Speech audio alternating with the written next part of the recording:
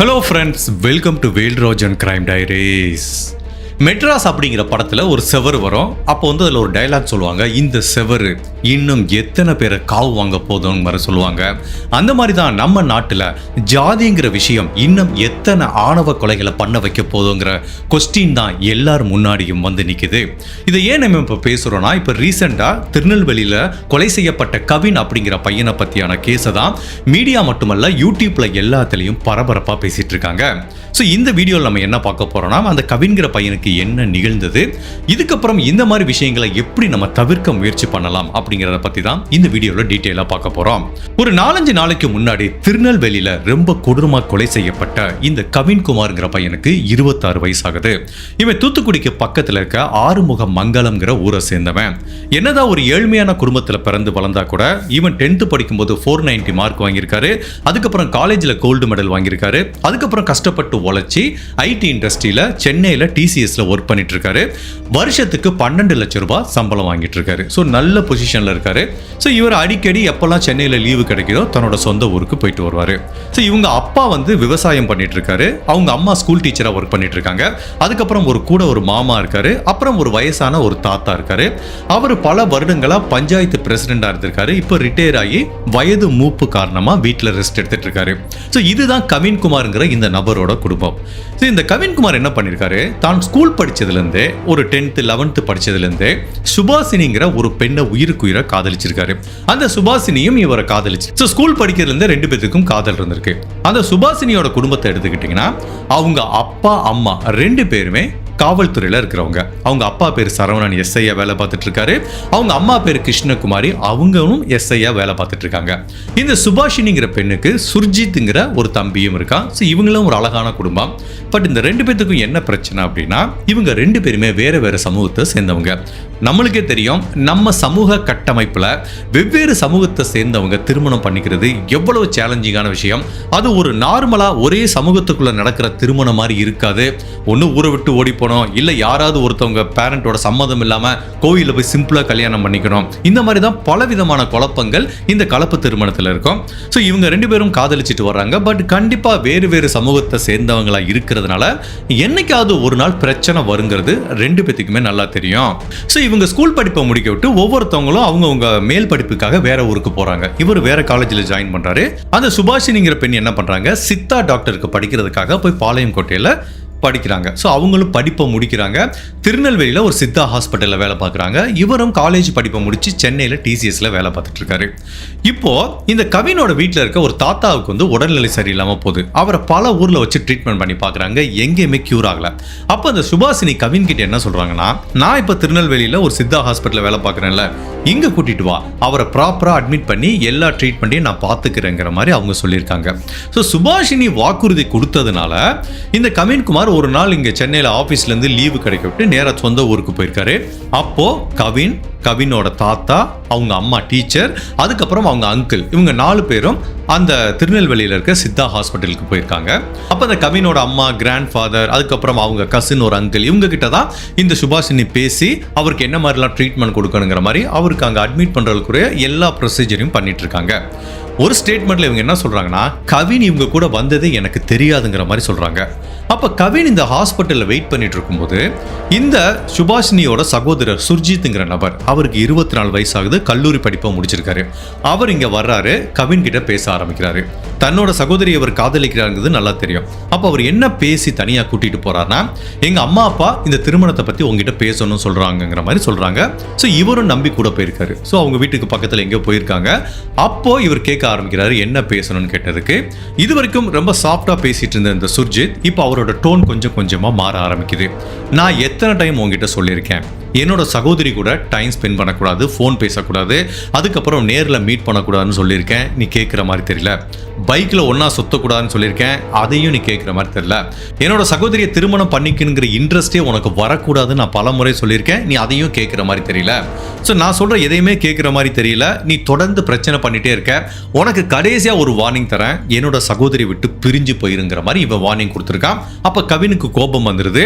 Because Kavin மட்டும் one சைடாக love பண்ணல, சுபாஷினியும் உயிருக்கு உயிராக நேசிக்கிறாங்க. ஸோ அப்போ 2 பேத்துக்குள்ள பயங்கரமாக இங்கே பிரச்சனை வருது. சுர்ஜித் அதுக்கப்புறம் கவின் 2 பேத்துக்குள்ளேயே ஆர்குமெண்ட் வர ஆரம்பிக்குது.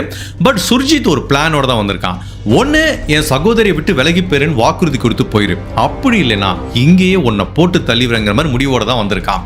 ஸோ அப்போ இவங்களுக்குள்ள ஆர்குமெண்ட் முத்த விட்டு இவன் கையில் மிளகா பொடி எடுத்துட்டு வந்திருக்கான் சுர்ஜித். அதை இந்த கவினோட கண்ணில் தூங்கினதுக்கப்புறம் இவனுக்கு என்ன பண்ணுறதுன்னு தெரியாமல் முழிச்சிட்டு நிற்கும்போது தான் கையில் எடுத்துட்டு வந்த அருவாளால் இந்த கெவினை ரொம்ப கொடூரமா பட்ட பகல்ல திருநெல்வேலியில வச்சு கொலை பண்ணிருக்கான். ஸோ இந்த கொலை பண்ணி முடிச்சதுக்கு அப்புறம் கூட இந்த சுர்ஜித் என்ன மாதிரி டயலாக் சொன்னதா சுத்தி இருக்கவங்க சொல்றாங்கன்னா, அவங்க அம்மா கிட்ட சொல்ற மாதிரி சொல்றாங்க, இங்க பாரு இந்தா உன் பையனை வந்து பொறுக்கிட்டு போ, இனிமேல் எங்க அம்மா அப்பாவது நிம்மதியா இருக்கட்டுங்கிற மாதிரி ஒரு டயலாக் சொல்லிட்டு அவன் கிளம்பி போயிருக்கான். பட் இந்த கொலையை நிறைய பேர் பார்த்ததுனால இது போலீஸுக்கு தகவல் போது அடுத்த 2 மணி நேரத்துக்குள்ள சுர்ஜித் அப்படிங்கிற இந்த பையனை வந்து அரெஸ்ட் பண்ணிடுறாங்க. இப்போ இந்த கவினோட மரணத்தை பத்தி அவங்க அப்பா அம்மாவுக்கு தகவல் சொல்லப்படுது. அவங்க எல்லாருமே பயங்கர அதிர்ச்சி ஆயிட்டாங்க. ஸோ இப்போ அவங்க என்ன பண்றாங்கன்னா, இந்த கவினோட உடலை வாங்க மறுக்கிறாங்க. என்னோட பையனோட மரணத்துக்கு நீதி கிடைக்காம இந்த உடலை நாங்க வாங்க மாட்டோங்கிறாங்க. கொலைகாரனை ஏற்கனவே அரெஸ்ட் பண்ணிட்டோங்கிற மாதிரி போலீஸ் சொல்றாங்க. அப்போ இந்த கவினோட தரப்புல இருந்து என்ன சொல்றாங்கன்னா, நீங்க சுர்ஜித்தை மட்டும் அரெஸ்ட் பண்ண போதாது, இதுல அவங்க அம்மா அப்பாவுக்கும் உடம்பு இருக்கு, அவங்களும் சேர்ந்து தான் பிளான் பண்ணி இதை பண்ணியிருக்காங்க, அவங்களையும் அரெஸ்ட் பண்ணாதான் இந்த உடலை நாங்க வாங்குவோன்னு இந்த கொலை நடந்ததுக்கு அப்புறம் 3-4 நாள் தொடர்ந்து போராட்டம் பண்றாங்க. ஸோ இப்போ வேற வழியே இல்லாம இந்த சுபாஷினியோட அப்பா சரவணன் அப்படிங்கிற அந்த சப் இன்ஸ்பெக்டரை நேத்து தான் அரெஸ்ட் பண்ணியிருக்காங்க.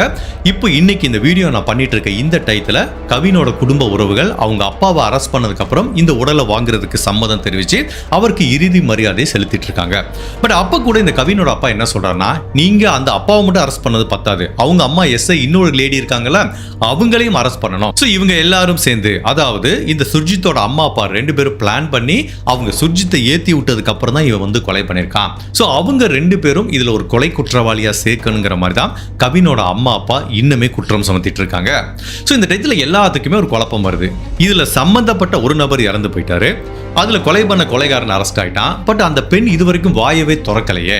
உண்மையிலேயே அந்த பெண் தான் இவனை ஹாஸ்பிட்டலுக்கு வர சொல்லிச்சா, இல்ல இவன் வந்தது அந்த பெண்ணுக்கு தெரியாதங்கிற மாதிரி பலவித கொஸ்டின்ஸ் இருக்கும்போது இப்ப நேத்து என்ன பண்ணிருக்கு, அந்த சுபாஷினிங்கிற பெண்மணி வந்து ஒரு வீடியோவே வெளியிட்டு இருக்காங்க. அதுல என்ன சொல்றாங்க அப்படின்னா, நீங்க மீடியால 1000 விஷயத்தை தப்பா பேசிட்டு இருக்கீங்க, நடக்காத பல விஷயங்களை சித்தரிக்கிறீங்க, உண்மையில என்ன நடந்துச்சுன்னு நான் சொல்றேன். பல மீடியால என்ன சொல்றீங்க, நான் கவினை காதலிக்கலைங்கிற மாதிரி சொல்றாங்க, ஒன் சைடு லவ்ங்கிறாங்க. அப்படிலாம் கிடையாது, நாங்க ஸ்கூல்ல இருந்து ரொம்ப சின்சியரா காதலிச்சிட்டு இருந்தோம், நாங்க 2 பேரும் வேற சமூகங்கிறதுனால எங்களுக்கு பிரச்சனை வருங்கிற மாதிரி நல்லா தெரியும்.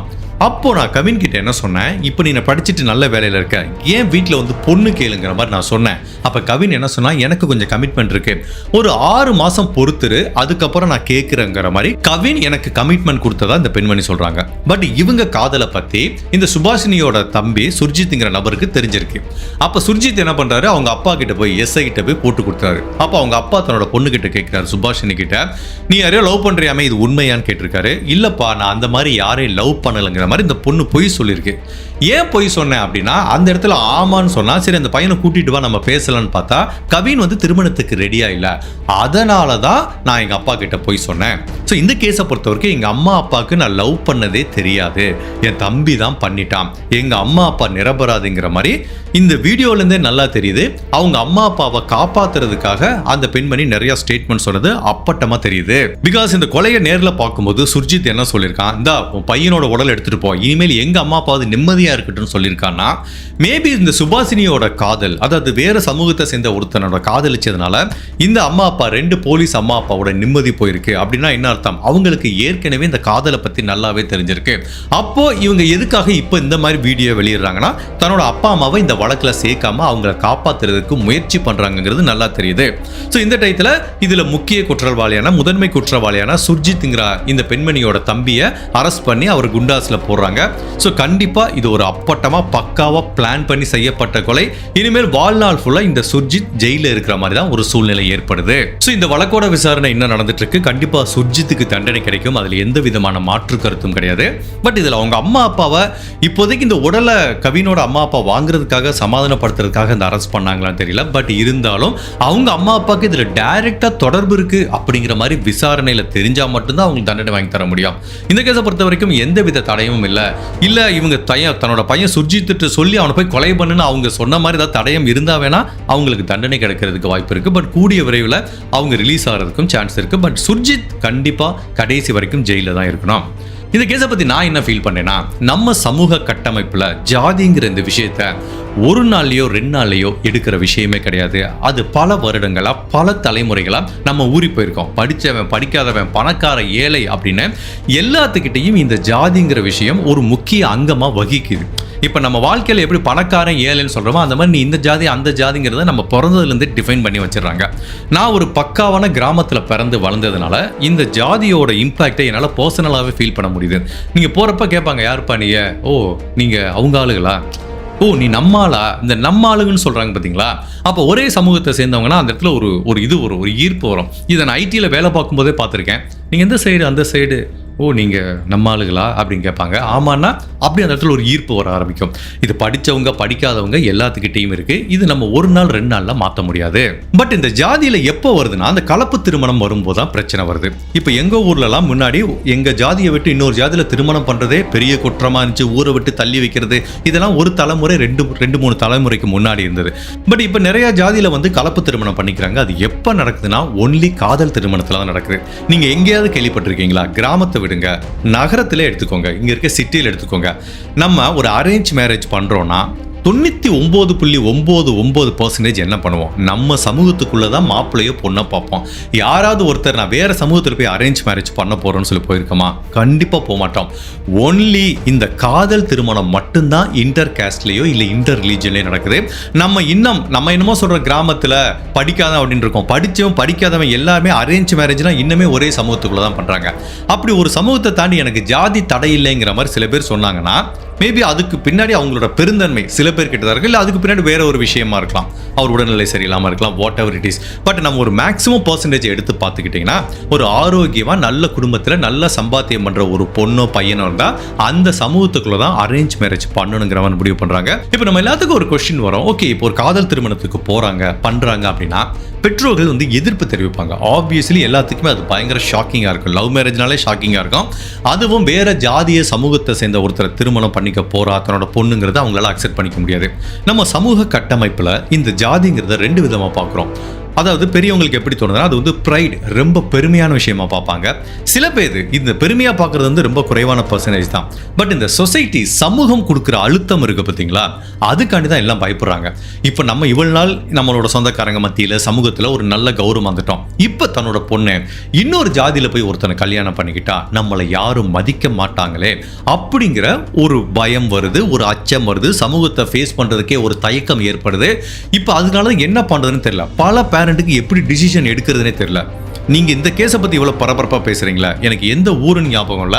இது கரெக்டா 1 மாசத்துக்கு முன்னாடி நடந்தது.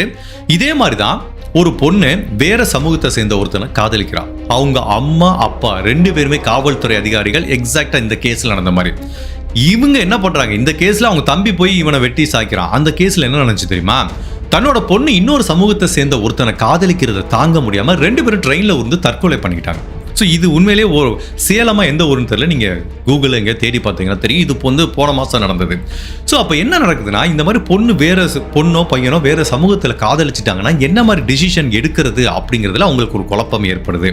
அப்போ பொண்ணுக்கிட்ட சொல்லி பார்க்குறாங்க. அந்த பொண்ணு கேட்க மாட்டேது. அவனை தான் கல்யாணம் பண்ணிப்போன்னு சொல்லுது, மிரட்டுறாங்க. இல்லை அவங்க சமூகத்தை சேர்ந்த ஒரு பையனுக்கு திருமணம் பண்ணி வைப்பாங்க. அந்த பொண்ணு இதான் நம்மளுக்கு தலைவிதி, ஆசைப்பட்டவன் கிடைக்கலன்னா அட்ஜஸ்ட் பண்ணிட்டு போவாங்க. ஸோ இப்போ இந்த கேஸை பொறுத்த வரைக்கும் இந்த கொலை நடந்ததுனால இது நம்மளுக்கு வெளியில் வருது. பட் எத்தனையோ குடும்பத்தில் எத்தனையோ ஊரில் இந்த மாதிரி கலப்பு திருமணத்தில் ப்ராப்ளம் வந்திருக்கலாம். இல்லை எத்தனையோ பேரை பிரித்து வச்சு அவங்களுக்கு பிடிக்காத யாருக்கோ கல்யாணம் பண்ணியிருக்கலாம். அதெல்லாம் நம்மளுக்கு தெரியாது. இது கொலை நடந்ததுனால நம்மளுக்கு இது அப்பட்டமாக வெளியில் வருது. அப்போ என்னதான் பண்ணுறது பிரதர்?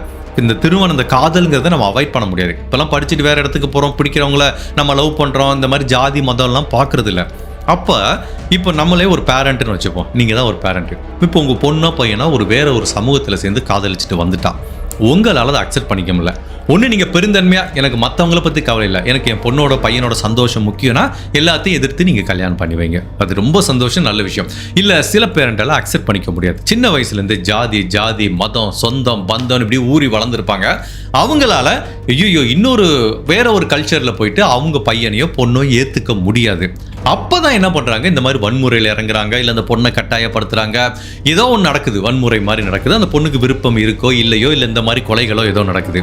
ஸோ அந்த மாதிரி இல்லாம இப்போ ஓகே நான் சொன்னதை நீ கேட்க மாட்டேங்கிறல, சரி ஓகே, எங்களால உனக்கு விருப்பப்பட்டு கல்யாணம் பண்ணி வைக்க முடியாது, எங்க மனசை ஏத்துக்கல, நாங்க காலங்காலமா இப்படியே வளர்ந்துட்டோம், நீ உனக்கு வேணா ஓடி போய் கல்யாணம் பண்ணிக்கோ, அவ்வளவுதான். அதுவும் எங்களுக்கு அவமானம் தான், இல்லைன்னு சொல்ல, பட் அதுக்காக நாங்களே கல்யாணம் பண்ணி வைக்கிறதுக்கு எங்களுக்கு இஷ்டம் இல்லை அப்படிங்கிற மாதிரி விட்டுட்டா என்ன ஆகும், அந்த பொண்ணு அவங்க கூட போய் வாழுமா?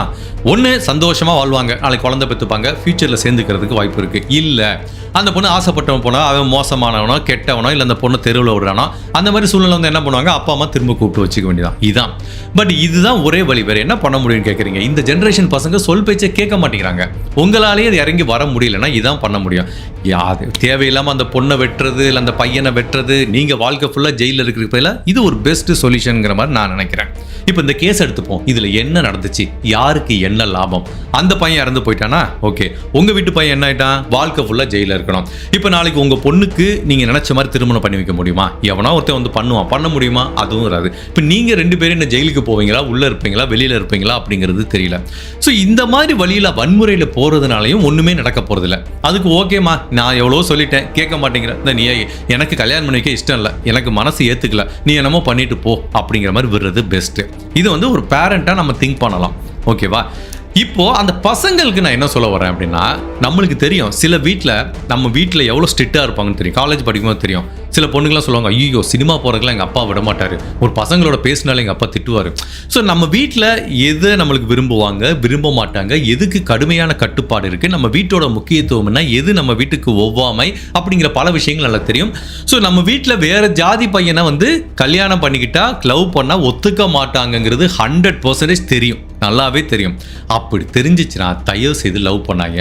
இது நான் காதலுக்கு ஆப்போசிட்டான்னு சொல்லலை, இது வந்து ஒரு ரியலான ஃபேக்ட். ஆக்சுவலி இப்போ நம்மளுக்கு தெரியாதுன்னு தெரிஞ்சு போய் பண்ணிட்டு அதுக்கு எதுக்கு இவ்வளோ பிரச்சனையாகவே மாட்டிக்கணும்? நம்ம வீட்டு தான் எப்படியும் ஒத்துக்க மாட்டாங்க, எதுக்கு நம்ம தேவையில்லாமல் இந்த லவ்வில் போய் விழுந்துட்டு நம்ம மாட்டில் படிப்போம், ஜாலியாக இருப்போம், அதுக்கப்புறம் நம்ம இதிலே எவனா கல்யாணம் பண்ணி கொடுப்போம், வாழ்க்கையை பார்த்துட்டு போயிடுவோங்கிற மாதிரி போகிறது தான் பெஸ்ட்டு. தெரிஞ்சே போய் குழியில் விழுற மாதிரி.